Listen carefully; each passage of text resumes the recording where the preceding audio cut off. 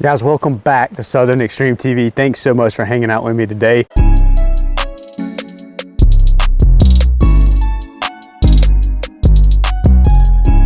Give you guys a little sneak peek of the new turkey hunting pack that I got sent in the mail from Alaska Guide Creations. It's not technically a turkey hunting pack.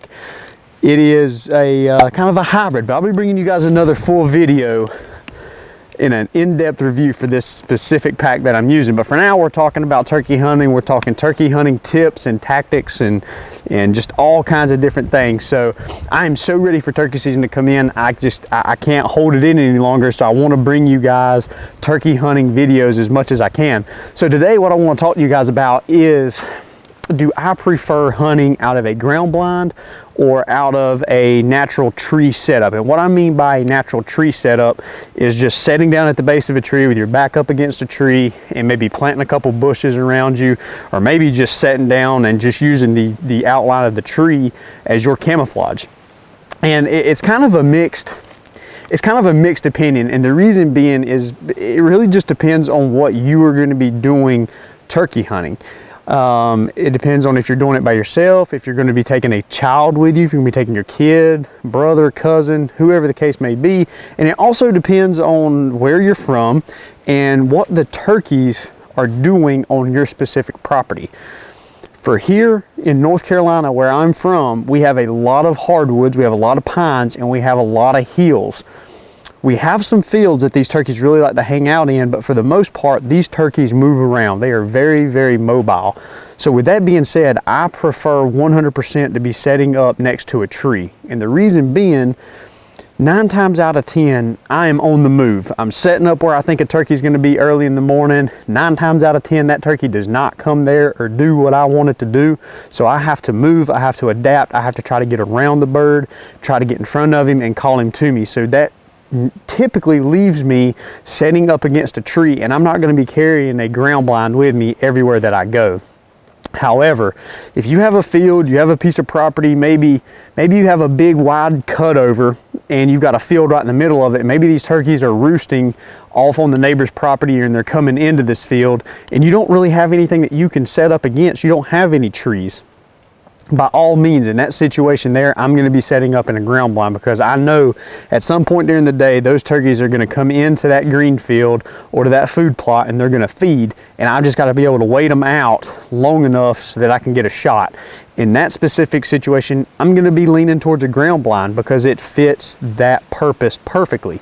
Another point of using a ground blind would be if you have kids. I think I mentioned that just a minute ago. If you've got young kids that, you know, they're just moving around, going all over the place, and you just want them to have a good, fun time and enjoy it, a ground blind is an awesome way to get the kids in the outdoors and to also be successful in the outdoors turkey hunting as well, because a ground blind does such a very, very good job of concealing your movement when you're turkey hunting, that those younger guys and girls can get away with a lot of movement and a lot of noises versus being sitting down at a base of a tree. So it's a great way to introduce young people into the outdoors, and I would highly recommend you guys taking full advantage of using a ground blind if you've got somebody younger in your life who is wanting to get into turkey hunting.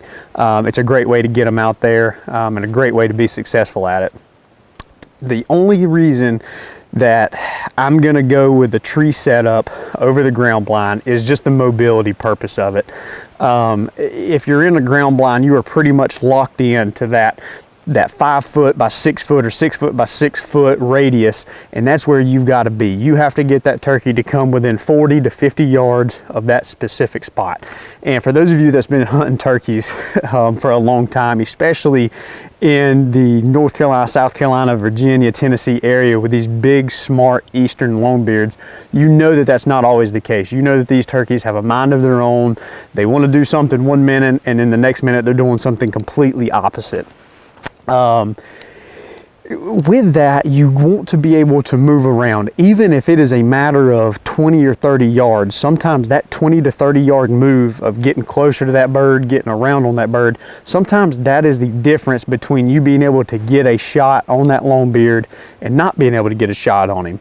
Another reason that I really like not being cooped up in a ground blind is when I'm calling to this bird, it sounds a little more natural. Now I know you can hang out of the window and call and your sound's gonna go out, but still, these turkeys hear this stuff every single day. They know what it sounds like for something to be natural, something to be out and about, and for something to be cooped up. Imagine if somebody was inside of a gymnasium yelling at you while you were on the outside. You would be able to tell that there was something that sounded a little different or a little off from whoever was yelling at you. Same type situation when you're turkey hunting. Those turkeys, in my opinion, they can tell if that sound is a little muffled or if that sound is just not quite there or it sounds a little bit off. So I just think when you're calling, I think you sound better, and I think it just sounds a little more natural if you are sitting at the base of a tree with nothing wrapped around you, nothing enclosed.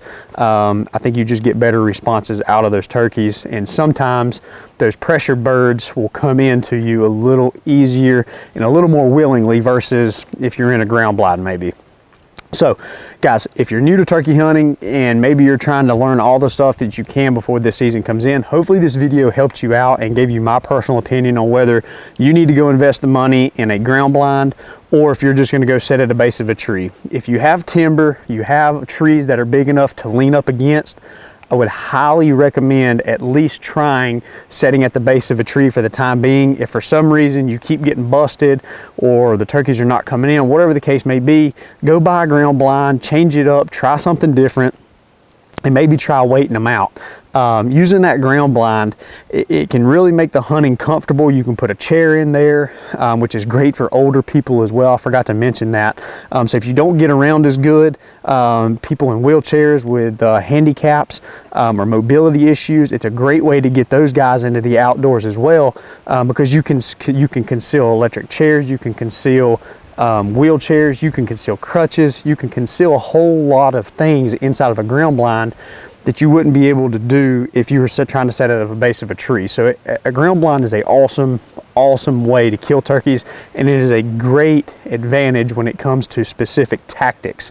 But for me personally, in the type and style hunting that I do, I prefer to be mobile. I prefer to be able to move around and jump from place to place and make moves on those birds if I need to. So that's the reason why I am choosing sitting at the base of a tree. And if you're new to turkey hunting, hope this video helps you out and helps you make that decision going forward. So if you're new to the channel, make sure you hit that subscribe button in the top left corner. It means the world to me, trying to grow this thing to 100,000 subscribers. So every click means the world. Thank you for taking time out of your busy day.